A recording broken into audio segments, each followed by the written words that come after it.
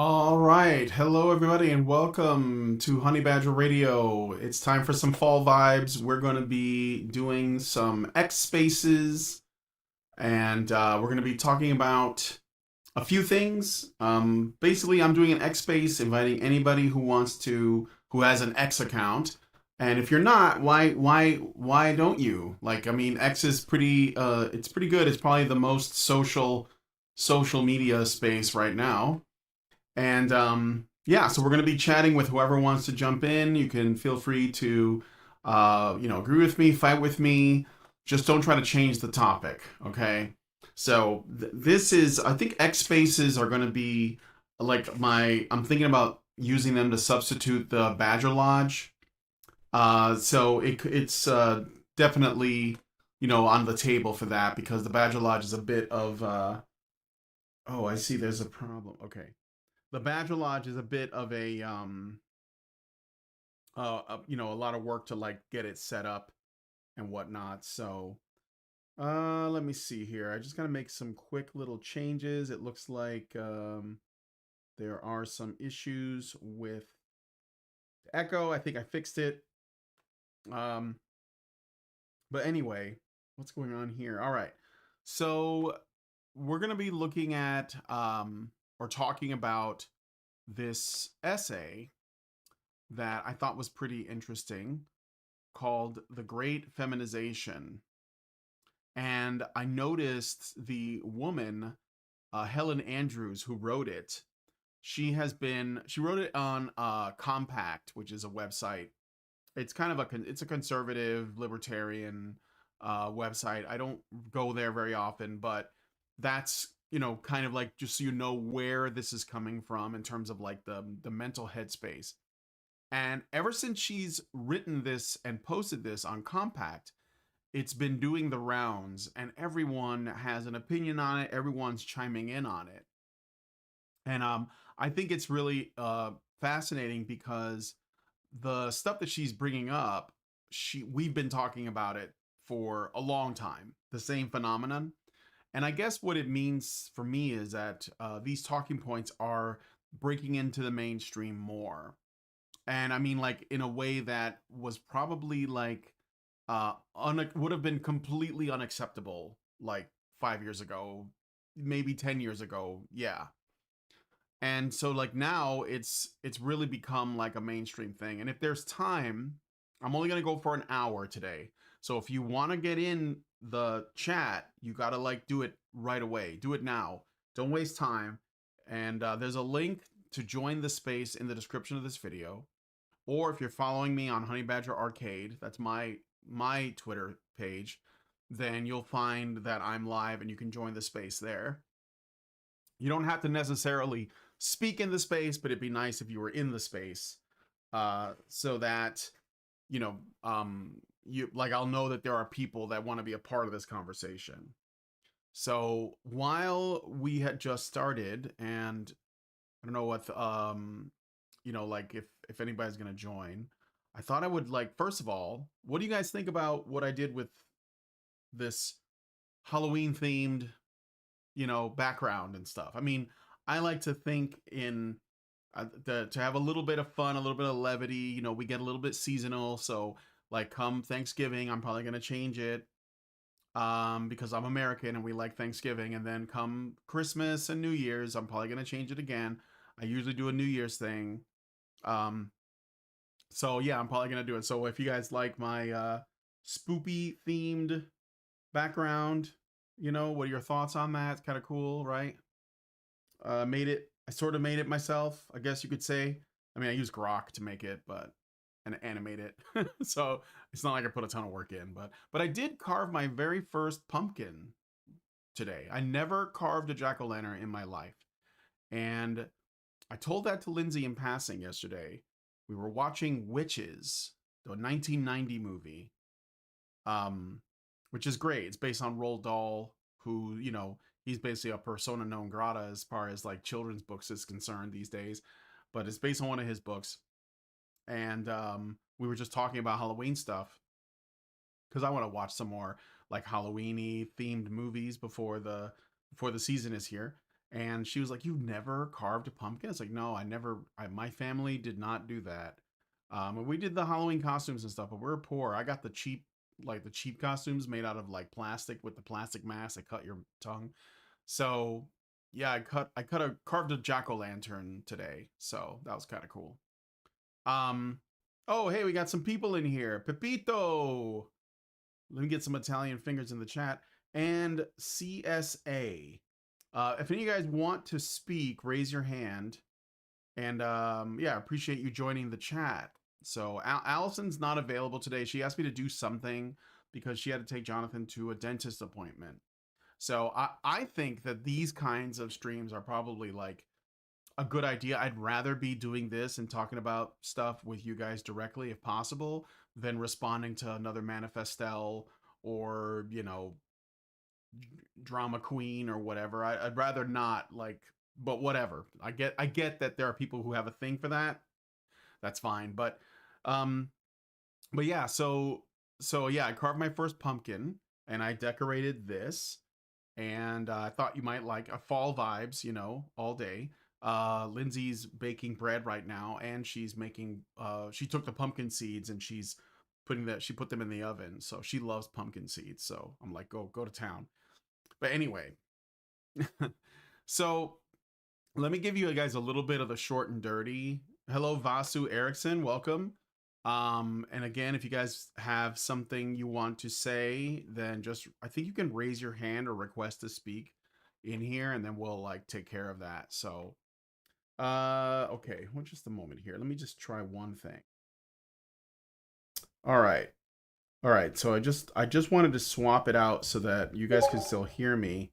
Apparently the browser is using my voice and putting it out um, through OBS, which is weird because normally the browser is an output, not an input, but whatever.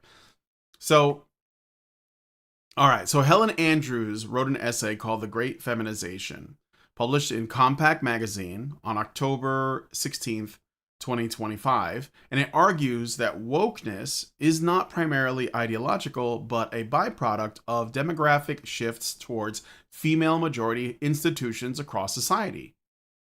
So this is something that we have been saying.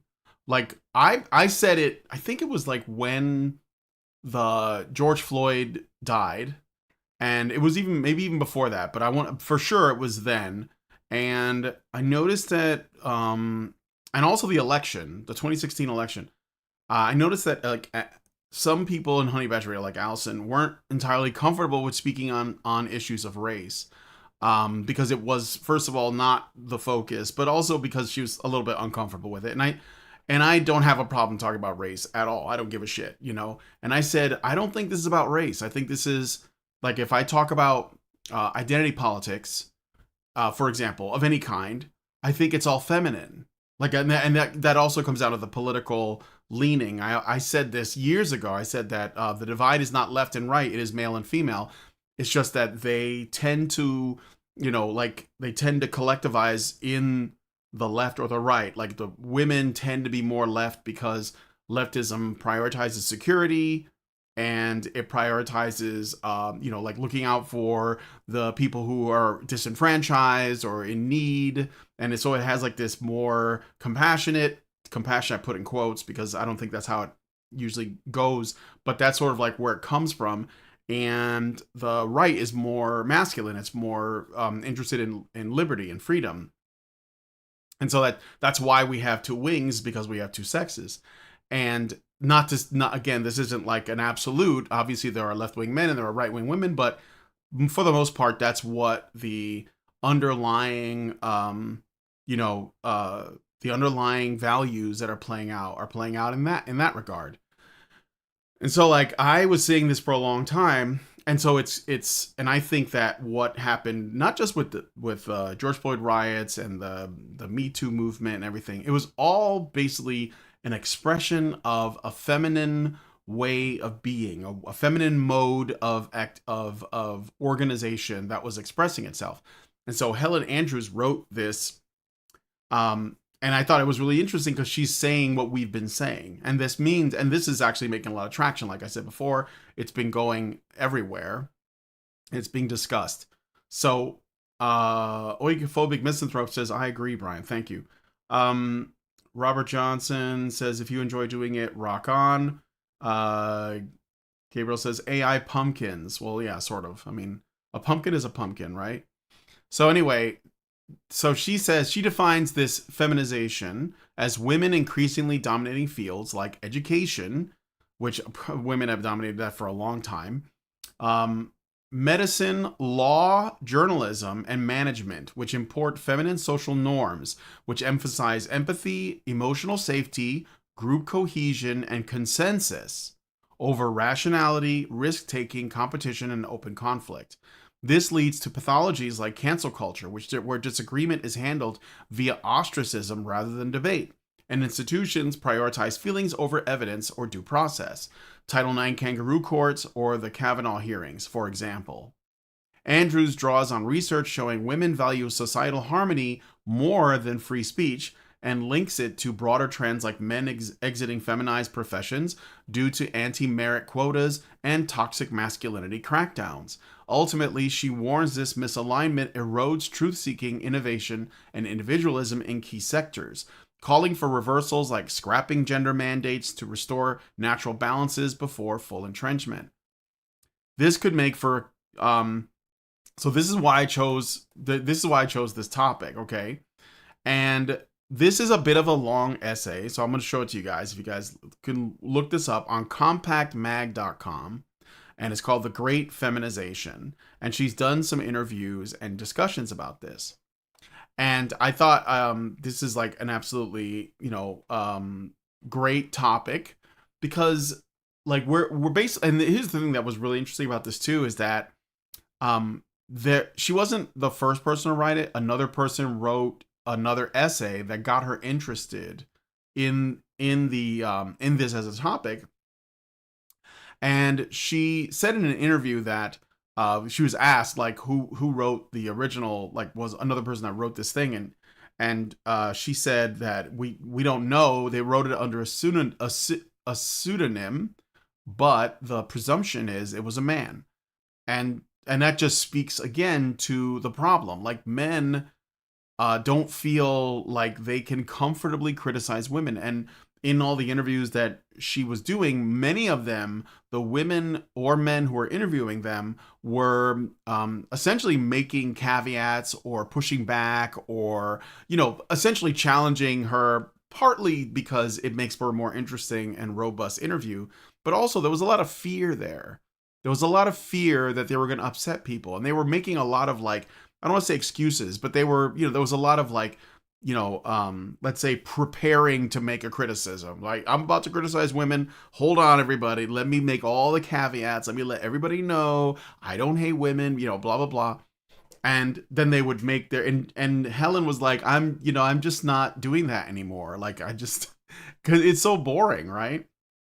So, let me see what you guys are saying here before we continue. Is it feminization or feminism though? No. It's the thing is that's a good question, Peter Houston. But I think ultimately it is feminization because she wasn't saying it to avoid saying feminism.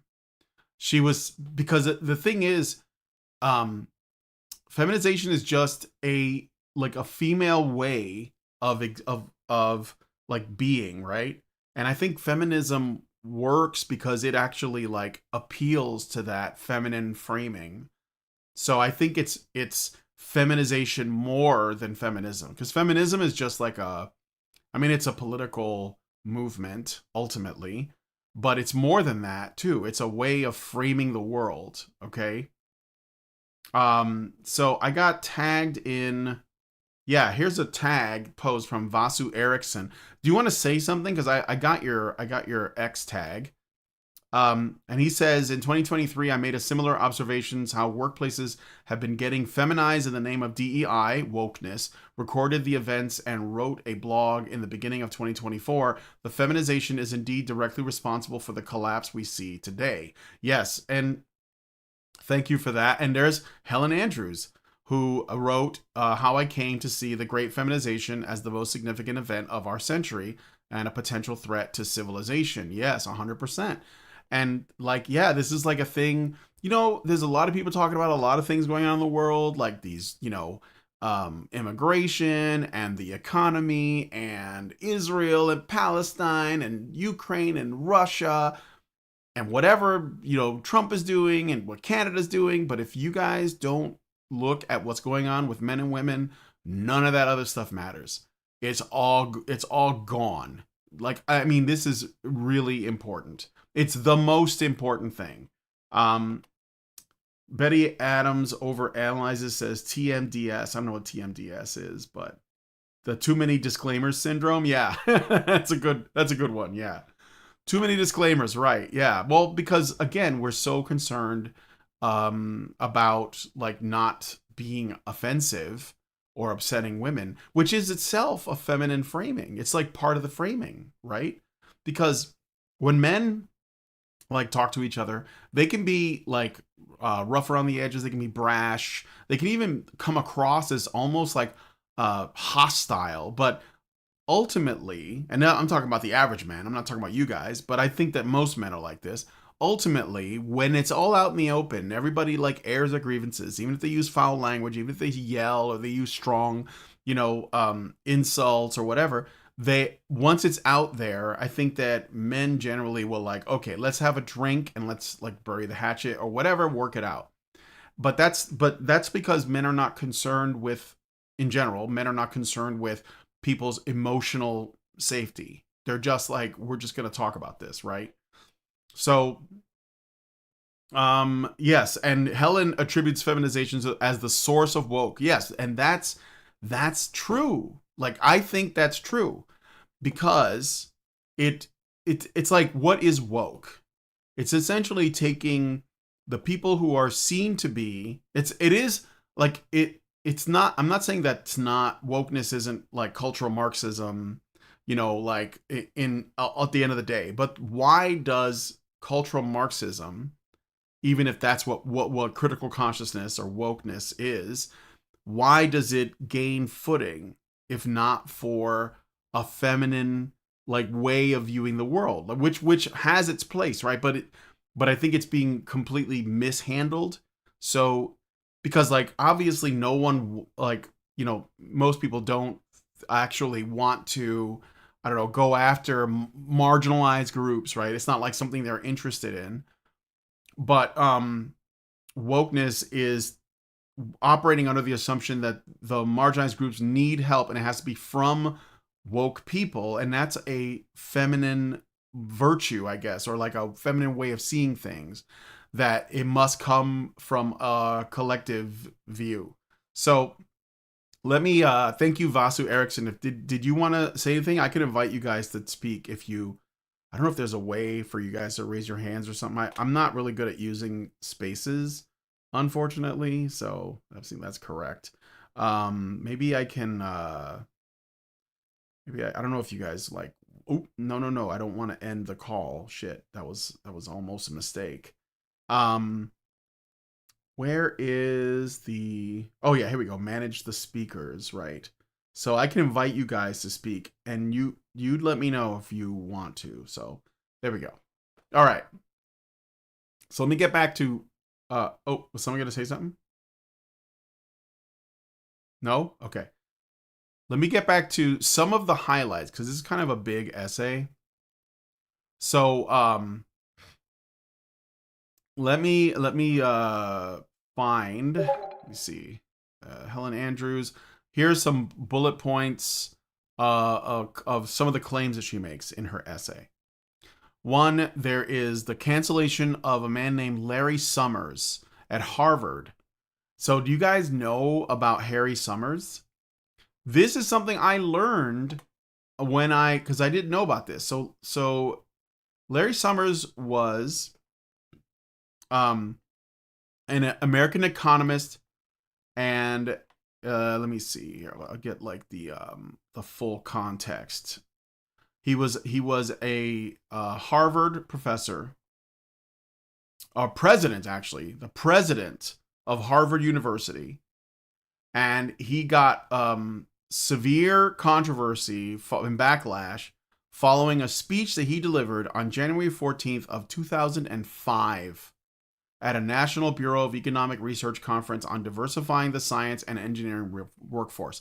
He was essentially the proto James Damore. So you guys know James Damore was the guy who worked at Google, and and Google was like trying to, push more diversity in the workplace. They wanted equal representation of women and men, and James Damore was trying to explain, he wasn't pushing in any particular direction, but he was trying to explain or make the case for why pushing for this kind of forced equality is going to not, it's going to be a struggle, it's going to be a challenge. And he laid it all out like this: women tend to be interested in these things, men tend to be interested in these things, and all that. And he was very let's say diligent on putting his data together, and he got his life ruined.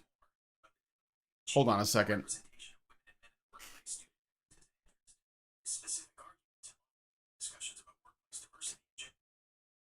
Phone was listening to me. That was weird. My phone was listening to me and it responded. I was not talking to Gemini or whatever.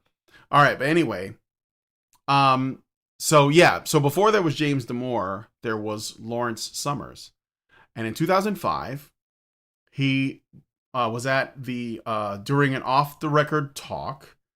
He proposed several hypotheses to explain the underrepresentation of women in tenured positions in science and engineering, including the possibility of intrinsic aptitude differences between men and women, particularly regarding variance in mathematical and scientific ability. He also discussed the impact of high-powered career demands conflicting with family aspirations and societal pressures. So his remarks, particularly the suggestion of biological differences in aptitude, sparked immediate backlash from some attendees, including MIT biologist Nancy Hopkins, who reported feeling physically ill upon hearing his comments. Despite the off-the-record nature of the event, details were leaked to the press, igniting a national and eventually international controversy. The ensuing media storm led to a no-confidence vote by the Harvard faculty and widespread criticism, with some accusing Summers of sexism and lacking tact.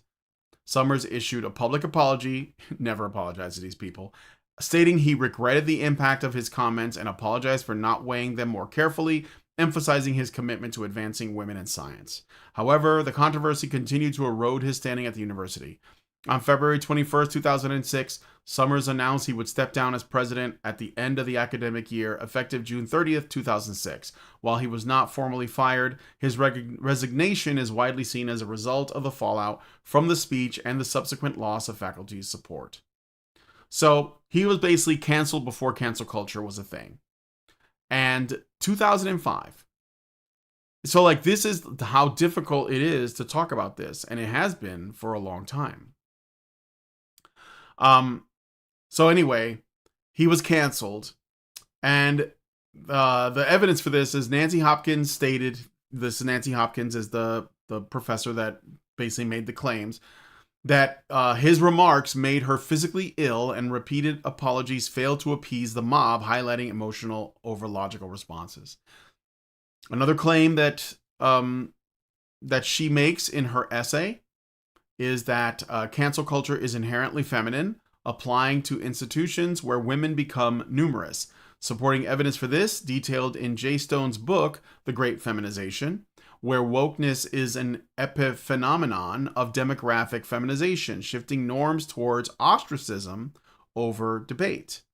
So normally you would be debating these issues, but if you get when you get a plurality, a significant number of women in a place, they don't engage in debate anymore because that is confrontational and it's logical, but instead they just engage in ostracization and cancellation because that's based in consensus. Enough of them agree, we're going to get rid of this person, we're going to silence this person, we're going to get them fired, then they do that. This is inherently a feminine thing.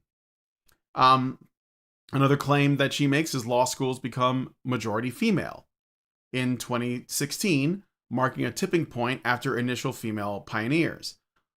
Supporting evidence, law firm associates majority female in 2023. Historically, only 5% of judges were female in Sandra Day O'Connor's era, now 33% overall, and 63% of under Biden, showing accelerating demographic shifts. Yes, a number of justices were appointed by Biden that were female, over half.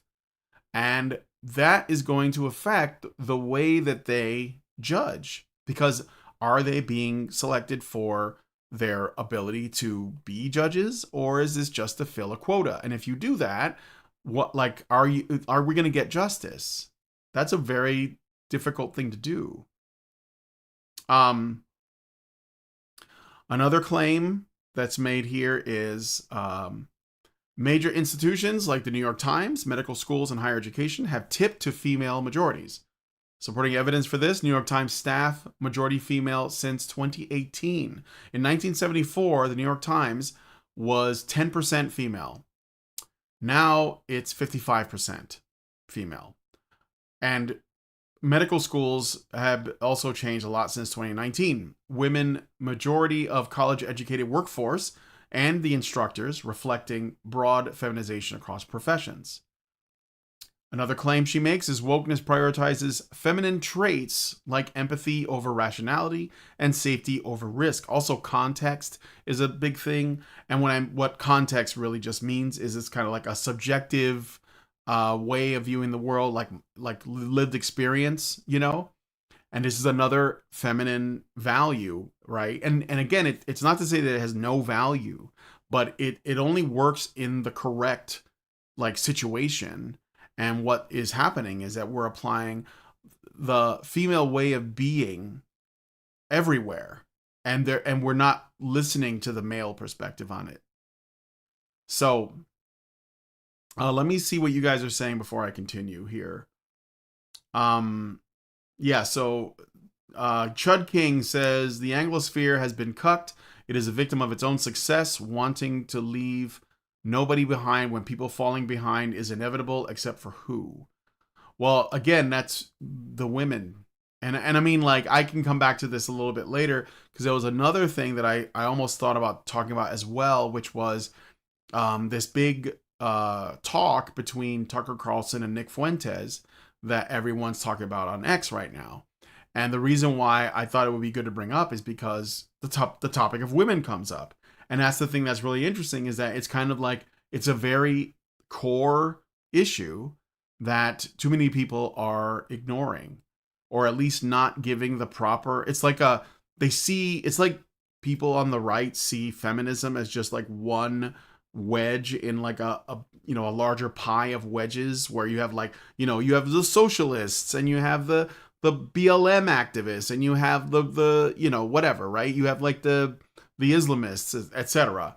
But like it's way bigger than that, and it's not just feminism, right? So, but I mean, I think it's hard for people to like tackle that, because it is a very difficult subject. Anyway, Moonburn says because the female principal criticizes and tears down. Let me see. Norwegian Black Templar says, you mean the feds were listening to you? Well, it was an AI, but yeah, probably.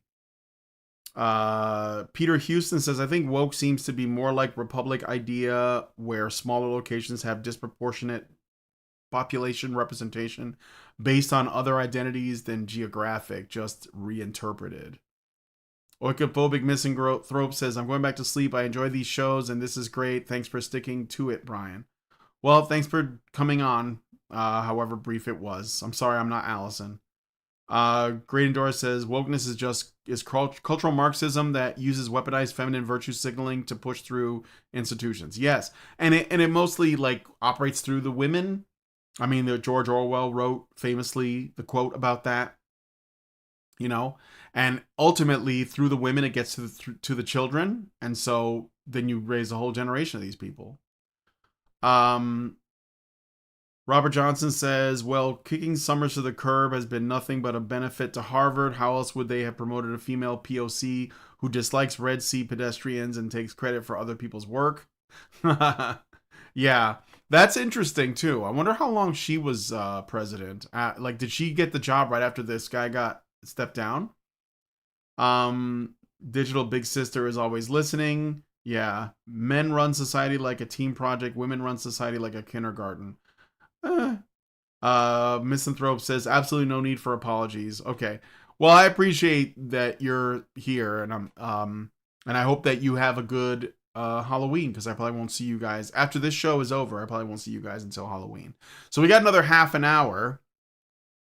So let me go through the rest of her claims, at least some of the bullet points that I picked, because the essay is long. I'm not going to read the whole thing, but I'll tell you what it.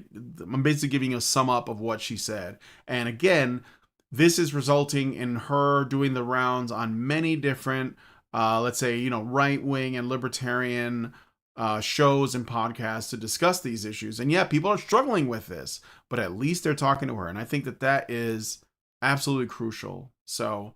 Um, all right. Claim feminized institutions fail at compartmentalization, blending personal politics with professional duties. Yes. The evidence for this: doctors now wear political pins or lanyards and justified BLM protests during COVID as public health needs, unlike traditional male doctors who kept opinions separate from their patient care. I've seen this myself. You guys remember the dancing nurses? So, like during COVID, dancing with masks and stuff. And there was a COVID itself became political when it should have just been a health issue. And doctors like Robert Malone, who had criticisms, right? He was essentially pushing back against the status quo, the consensus. And what did he get for it? I actually think the entire COVID fiasco was feminine in the way that it played out. Maybe that's a little bit too edgy to say, but I don't know if you guys agree or disagree. Because I think that, because think about it. It was like prioritize safety. It prioritized safety over freedom, which was basically like you couldn't leave the house, or you had to, depending on where you were, the restrictions were different. It basically just like demanded everyone take their medicine, like some kind of doting mother would, right? I mean, like, think about it, right? People are getting canceled left and right, and there was a lot of virtue signaling from people who got vaccinated, from people who were pushing the vaccine, and from people who were delivering the vaccine. Like, they were all virtue signaling all over social media all the time. I mean, that doesn't mean there weren't men involved. I'm saying it's a feminine way of being. Again, it's a feminine expression. And I think that guys like Dr. Fauci are low T, so he's probably like a woman too, basically. You know? So I think that that is, again, that's a good way to look at it that she's putting out there. And the not being able to compartmentalize your personal beliefs with your profession, like to where you keep those things separate. Apparently that's a feminine thing too. Next claim: the legal profession's feminization threatens the rule of law by favoring emotional sympathy over procedural safeguards. Evidence for this: Title IX processes lack confronting accusers driven by bias towards female complainants. Brett Kavanaugh hearings prioritize feminine emotional credibility over demands for evidence. Now, Kavanaugh ultimately won, but the fact that it got as far as it did and people weren't laughed out of the room. And also look at E. Jean Carroll. Look at all of the activist judges that have been, I mean, there's a lot of them are women, but not all of them. Look at the female justice. I can't remember her name. She wouldn't define what a woman was, right? She said, "I'm not a biologist," right?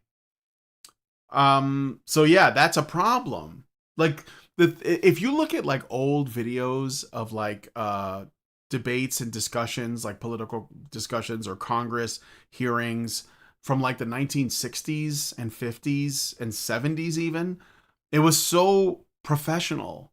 Now you got like women throwing their weaves around. Well, I'm exaggerating, but like you got like, Jasmine Crockett and Marjorie Taylor Greene, like just like catfighting on the Senate floor. Like, that was just like, what? These are all like, clear symptoms, right? Vasu Ericson wants to talk. Okay, man, go ahead. Can you unmute, or do I have to unmute you? No, Yeah, you're I good. hope you can hear me now. Yeah, I can hear you. Hey, so hi Brian. I Hi. think we briefly communicated over mail earlier. I go by the name Vasant, and I've interviewed Polly Lam, Janice, and Alison as well. So I just wanted to say hi. It's been a while. Yeah, hi. How you doing? I'm good. I'm so glad to have finally gotten a chance to interact with you. And I think this is a great topic. I Going with the flow about the topic, I thought I could add a couple of points which Helen Andrews mentioned in her blog, which I thought might help the public to understand what the topics have been so far. Is that okay if I just read it out from Yeah, go her ahead. blog? Yeah, go ahead. So, one of the points that struck me was the place where she mentioned warriors and warriors, the survival of the sexes by psychology professor Joyce Benenson, that theorizes that men develop group dynamics optimized for war, while women develop group dynamics optimized for protecting their offspring.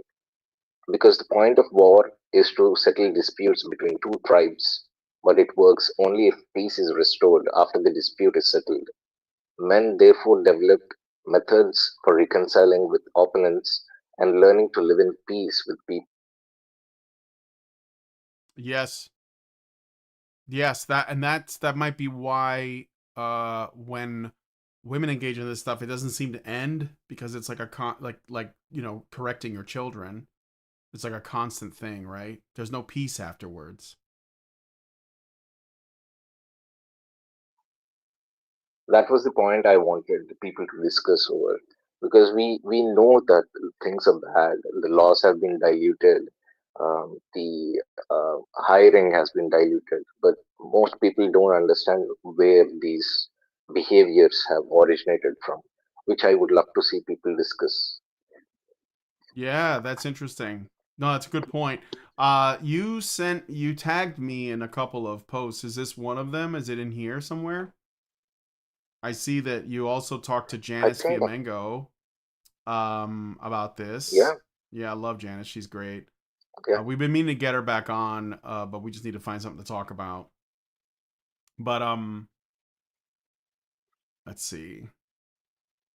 Um, yeah. So I think that's true. I think that again, it's like it's based on basically the false premise that men and women were have evolved to treat these kinds of conflicts the same, and we're just not going to, right? I think there's a proper a proper way for um different kinds of a proper response for different like what we need, right? Sometimes there's war, and then sometimes there is like the raising of children, and so it's about like what is the good fit for that. Yep, So um that's true. yeah. That's true. Yep. And what, so like going back to COVID as an example, um what do you think, like how do you think that applies to like how, I don't know, like are you where are you at? Are you in America? I'm from India. Are you in India? Yeah, I am in India. Oh, Yeah, okay, so I'm it's from late. India. It's really late there. Like it's like 12 or something. Oh, it's 2 o'clock in the night, actually. Oh, wow. Yeah, so when COVID was going on, what was it like for you guys? Like, was it the same thing as we had it with the that I described? So, what I have personally observed is that um, there's a huge difference in the hiring practices of the company. I used to be an IT professional earlier, but I've noticed a lot of changes in the way that the people interact within the environments of the offices and all that. And I got really pissed, to be really honest. And it took a while for me to quit the company and then start my career fresh as a filmmaker later, which I'm pursuing currently. And it was one of the hardest things that I had to let go, because I've spent a lot of time during the formative years trying to make some career in IT, but then I realized these um, platforms have been completely diluted to an extent that any opinion that doesn't sit with the feminist gang can get you fired. Mm-hmm. So that was my realization point that I had to quit the IT as soon as possible. Yeah, and so like it is in line with like what we were talking about. So let me move on to the next claim Yes. that she made. But thank you, Vasu, for the topic. I think it's a really interesting thing to add. So she also claimed the let's see, feminized law. Yes, feminized law leads to irreverence for formalities and instrumental treatment of the system. So Dahlia Lithwick described female justices ignoring time limits in 2016 arguments, viewing the system as outdated for propertied white men, and adapting it flexibly rather than adhering strictly. So there were, time limits on uh like arguments, like closing arguments, opening arguments, and there was a justice in at least one that ignored that because it's a man thing, right? And that's another thing too, is that there are these female warriors that enter a space that is male dominated, and they're right out of college, and their goal is to like fight the man while they're there. They have something to prove. They have a chip on their shoulder or something like that. And so they end up creating a much more hostile workplace because the men are trying to like play nice. So like this is another layer on top of that. And it's the worst kind of coworker is someone who has a chip on their shoulder and isn't there to work together, because you aren't going to get a lot done with someone that's like that. And it happens a lot. All right. So, feminization, another claim, feminization is, according to her, artificial, driven by anti discrimination laws rather than organic merit. So, essentially, she's saying that the feminization of these spaces, whether they're in, certain fields or in our legal system or in our politics or whatever space it is artificial because there are a lot of like artificial, let's say tools in place, systems in place that essentially give women positions, or they're more likely to get them, that are kind of undeserved, and so they're in these spaces, but they're not really normally going to be here because they would normally not qualify, and the ones that would qualify probably wouldn't create waves, or at least they're less likely to. So, evidence for this is workplaces feminized to avoid lawsuits, with settlements like Texaco and Goldman Sachs in nine figures. So, this is another thing, too, is that people think that, and I think this is an interesting thing to think about, and you guys let me know what you think. A lot of times there's an argument made that corporations hired women or brought them into the workforce because they were able to lower their payroll so they could pay them less, and it would like save them money. Okay. And I wasn't all sure about that because obviously the pay gap isn't even real. Although, women are less likely to fight for the wage that they really want. So they're more likely to take whatever the company gives them. But I never really bought into that wholesale. I always thought that the reason why the people who really benefit from women entering the workforce is the government, because the government gets to tax twice as many people. And the reason why companies will take them on, like the corporations in this example, Goldman Sachs and Texaco, is not because they're like, it's, well, number one, it's not because they're trying to give women a shot. Number two, it's not because they're looking to pay them less. The reason is number three, they're trying to avoid lawsuits. So they're if they don't have enough women on the staff, then they may face civil suits, and so they just like, take it, they bend the knee and hire them. And I think, and this is another thing I want you guys to think about, I think this is the reason why you have so many corporations that have these like daycare jobs for women, because they're able to like give them a job so they can say, look, we have women on the payroll, and maybe they're not doing anything. They're going to meetings and they're fiddling around their computer, but they're not like the big movers in the company. But it keeps the company safe from lawsuits. Okay. So I think that's something else too. Let me see what you guys are saying really quick about that. Maybe you disagree with me. I don't know. Lauren R4I4V says we probably won't get another president who was found guilty of felonies and was found liable for sexual abuse. Please make sure you cherish it. This is very rare and very special. Yeah. Now you have to watch the Tim Pool video where he talks to the guy about the felonies. What's the underlying crime? That's all I'll say. You don't. There are no felonies. There are claims. Neo Gamist 123 Logic 2 says quite there are weak men effeminate. Yeah, people don't like the weak men create hard times thing, but I think it's true. It's just that, again, there are men who are weak, and like Dr. Fauci is one of them. Ava Hine says that was the thing from the famous Sean Connery interview, right? Sometimes she just won't let it go and you have to slap her more or less. Well, he said something like an open hand is better than a clenched fist, I think. Kind of messed up, but funny. And that's the point, right? Norwegian Black Templar says, salute to the Indian guy listening at 2 o'clock in the morning. Yeah, right? 2 o'clock at night. It's crazy. Thanks, I appreciate it. Great Endora says, the effeminate men are the direct result of the feminist agenda in particular and what women said they wanted from men generally. I agree.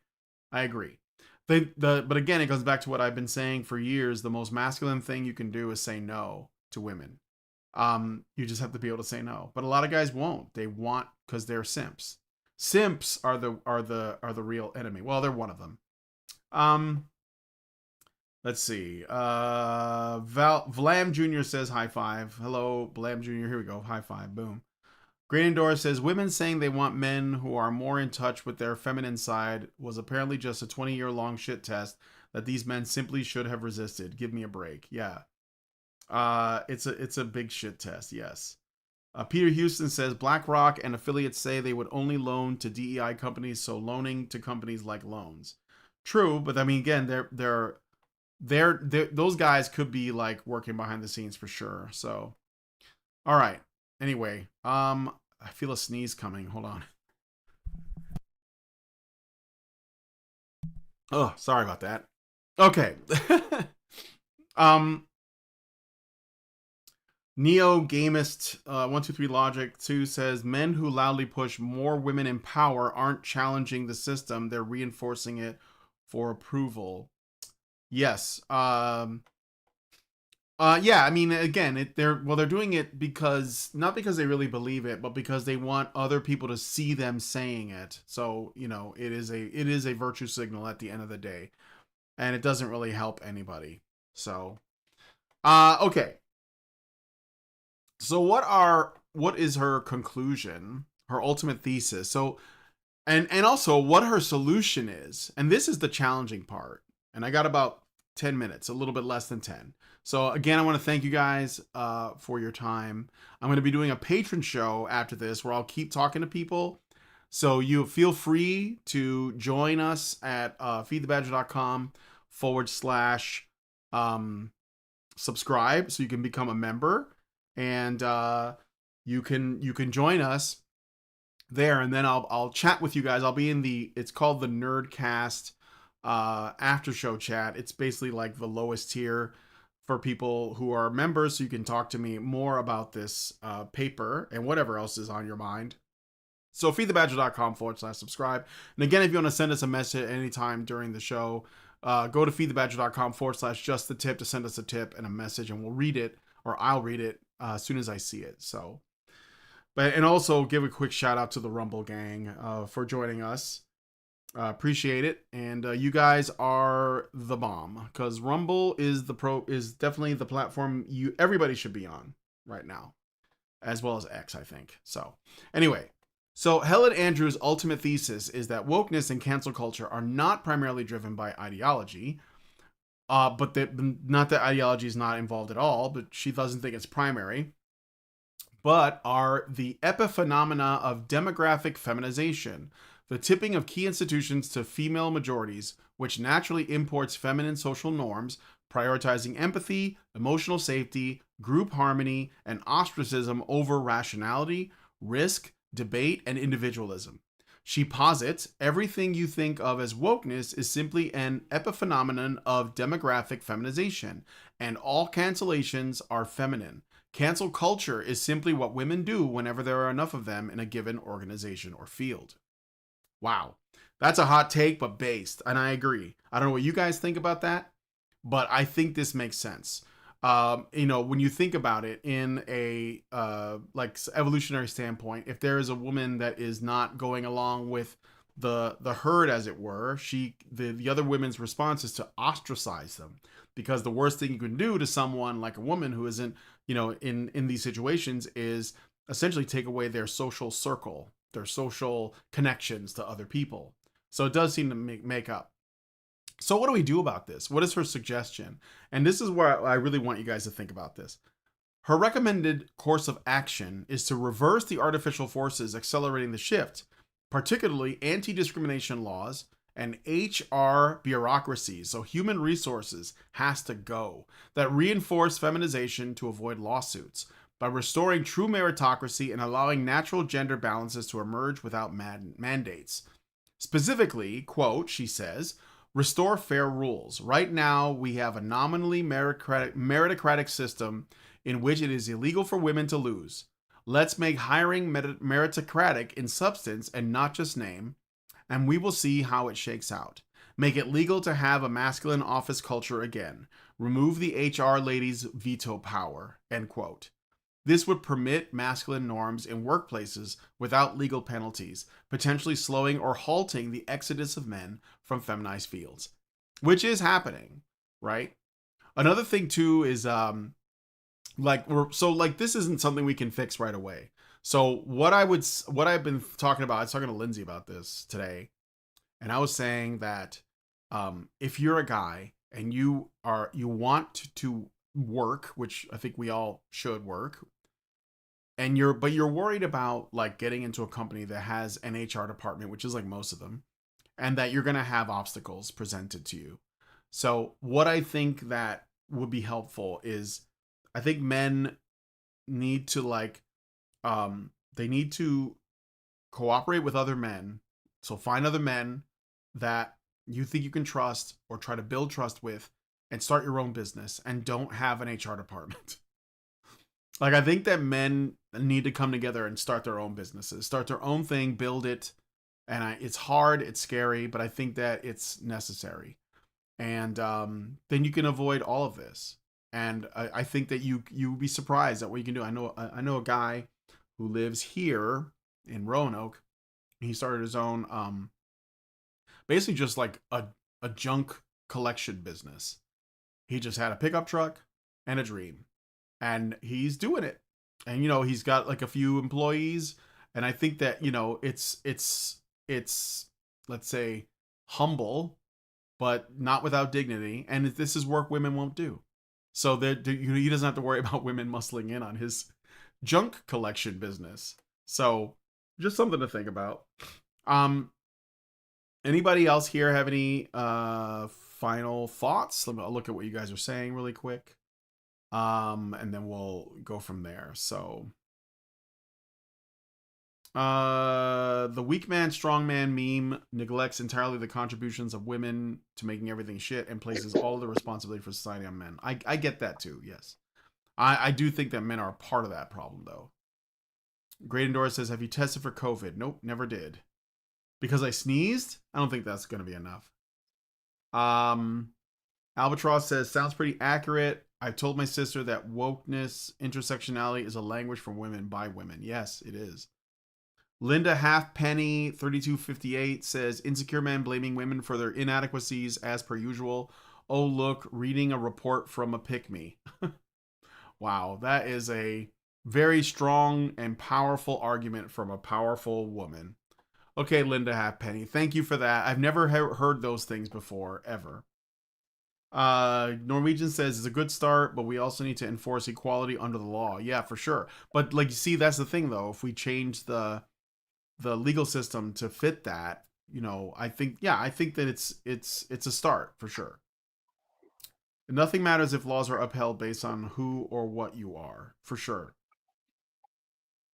Everybody who isn't paying more in tax than what they're getting in subsidies shouldn't be eligible to vote. I don't know how you would accurately police that rule, but I think it is a sound rule. Everyone who isn't paying more in tax, I think only people who pay taxes should vote.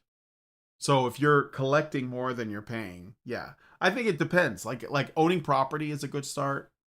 Like if you own a house, or a business. I think those are some good examples. Not like, oh, I own a car, but like, like a house, so, or land of some kind. Avaheen says, great show today. Thank you. No, thank you. Thank you for joining me on the show. Appreciate it. Robert Johnson, Zeppo, as long as you have fewer than 15 employees, you can avoid most of the complications that make HR a necessity. Yeah, here's hoping, right? Let's see. So, I think now is time for me to go into the patron show. You guys have a last chance to say something before I leave, so raise your hand if you want to say something. Go ahead. Brian, I have one last thing to say before you leave. Is that okay? Yeah, go ahead. So I think we should talk about the great feminization of cinema all over. And I think I know that you are well versed with world cinema, and I think I can offer some insights from Indian side as well. Like Bollywood? Not just Bollywood. Bollywood is just 1/10 of Indian cinema. There's much more that's happening in India. Yeah, we can talk about that. That could be interesting. All right. I dropped you a mail, and yep, I've already dropped a mail to you. Just check it out and let me know. We'll set a date for the conversation whenever yours and my time fits. Absolutely, will do. Yeah, thank you. Shadow Claw, did you want to say something? Or you just like want to listen? All right, well, I'm going to wrap it up there. Thanks, guys, for coming on the show. I want to get your thoughts on this concept, The Great Feminization by Helen Andrews. Like I said, it's been doing the rounds. She's probably going to get a lot of pushback. So, show her some love online and support. I think that she's pretty awesome. I bet you that Karen would like her quite a bit. She's definitely got like Allison brain. So, yeah, definitely check her out. Anyway, so with that said, we're going to go into the patron show now. If you want to join us again, that's feedthebadger.com/subscribe to become a member. And hopefully I'll see you guys there. So anyway, with that said, let me see if I got any super chats, any last things. Nobody sent anything through. Nope. Okay, that's fine. All right, so if you guys like this video, please hit like, subscribe if you're not already subscribed, hit the bell for notifications, leave me a comment, let me know what you guys think about what we discussed on the show today, and please share this video because sharing is caring. Thank you guys so much for coming on today's episode of the, what is this? The Spooktacular Halloween space, the Hallows Eve X space, and I'll talk to you guys in the next one. See you guys on Friday for our Halloween show. Men's rights activists are machines, dude. Okay? They are literal machines. They are talking point machines. They are impossible to fucking deal with, especially if you have like a couple dudes who have good memory on top of that too. Holy shit, you're fucked.